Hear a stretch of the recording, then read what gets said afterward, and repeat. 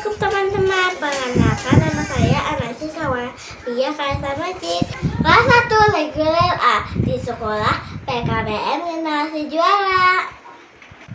Anasya mau mengulaskan tentang bulu tangkis, mulai dari sejarah, manfaat, aturan, dan tekniknya. Oh iya, ini video aku 10 bulan lalu, waktu baru mulai latihan bulu tangkis. Bulu tangkis atau badminton merupakan olahraga menggunakan raket yang dimainkan oleh dua orang untuk permainan tunggal atau dua pasang untuk permainan ganda. Mereka kemudian saling berlawanan. Mirip dengan tenis, bulu tangkis bertujuan memukul bola permainan bulu tangkis, yaitu kok, melewati jaring agar jatuh di bidang permainan lawan yang sudah ditentukan dan berusaha mencegah lawan melakukan hal yang sama.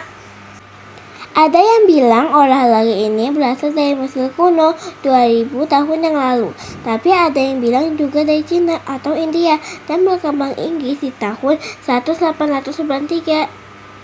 Di Cina, permainan Jianji dipercaya menjadi cikal bakal bulu tangkis. Jianji sendiri merupakan permainan menggunakan kok, namun berbeda dengan bulu tangkis yang menggunakan raket atau untuk memukul kok agar tidak jatuh ke tanah.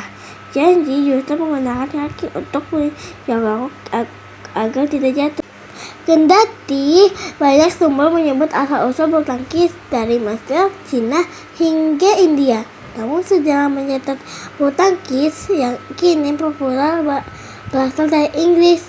Tepatnya ada permainan anak-anak Inggris yang disebut battledores dan shuttlecocks. Kedua permainan ini populer sekitar 1850-an. Asosiasi bulu tangkis Inggris mulai dibentuk dan pada tahun 1899 kejuaraan internasional All England pertama kali digelar, dan pada tahun 1934 International Badminton Federation (IBF) didirikan dan berubah nama menjadi BWF pada tahun 2006. Di Indonesia, bulu tangkis berawal dari pengaruh kekuasaan Inggris pada era penjajahan. Setelah itu, bulu tangkis kerap dimainkan oleh masyarakat tanah air. Bahkan, mereka juga mulai menggelar kompetisi-kompetisi sederhana.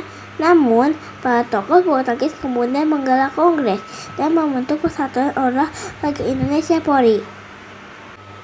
Hanya saja karena tidak spesifik mengurus bulu tangkis, maka dibentuklah Persatuan Bulu Tangkis Seluruh Indonesia (PBSI) pada 5 Mei 1951. Selanjutnya, PBSI membentuk kepengurusan di daerah-daerah.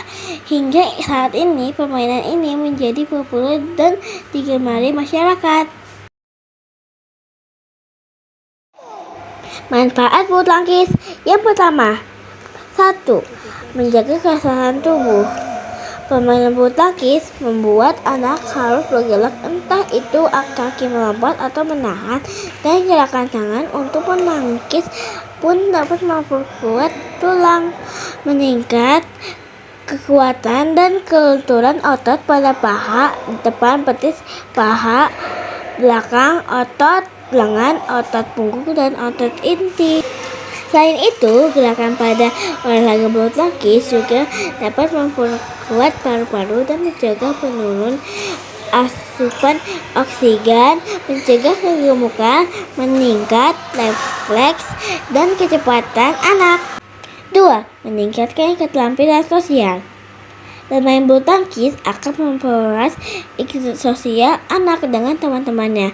Bila anak mengerti sesuatu klub, tentu akan mengembangkan keterampilan dalam berkomunikasi, mengikuti permainan atau pertandingan. Bulu tangkis dapat meningkatkan rasa kepercayaan diri anak untuk meraih kemenangan.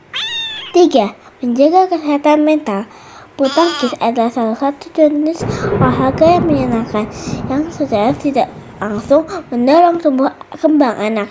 Bila dilakukan secara rutin, bulu tangkis dapat memperbaiki mood dan kenyamanan tidur, menimbulkan perasaan senang, meningkat nafsu makan, dan berkurang stres. Apakah bisa mendapatkan uang dari kejuaraan bulu tangkis?